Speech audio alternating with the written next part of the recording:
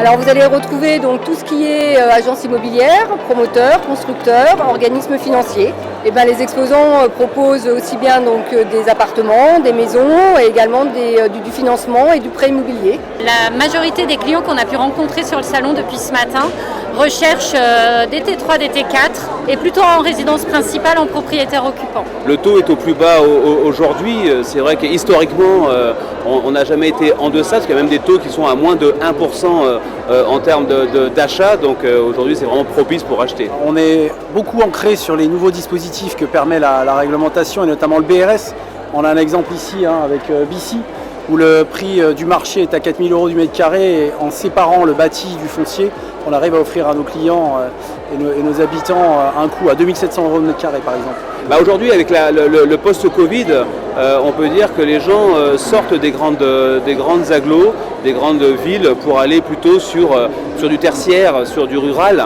Ça, c'est en termes de maisons plus terrain lorsqu'on a la chance de pouvoir acquérir, et également aussi au niveau des logements.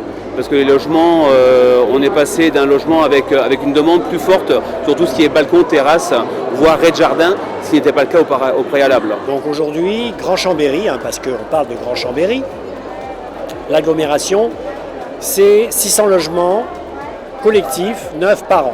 Je parle que de logements collectifs, pas des maisons. Donc 600 logements collectifs qui se répartissent en gros en deux moitiés. Vous avez 50% des gens qui achètent pour investir et donc pour louer, dans le cadre de la loi Pinel la plupart du temps, qui est totalement adapté au bassin chambérien, avec un plafond de loyer qui correspond pile poil au plafond de loyer, au loyer libre en place, en vigueur dans l'agglomération de Chambéry. Et puis vous avez l'autre moitié, donc à peu près 300 logements, qui sont achetés par des personnes, des couples, des gens qui souhaitent habiter sur Grand Chambéry. On a fait une très belle année en termes de commercialisation, que ce soit dans le neuf comme dans l'ancien. Notre difficulté aujourd'hui, c'est d'avoir des biens à l'offre. Dans l'ancien, de retrouver des biens qui viennent à l'offre, et dans le neuf, parce qu'on n'arrive plus à fabriquer de logements, puisqu'on a de vraies difficultés à avoir des permis de construire.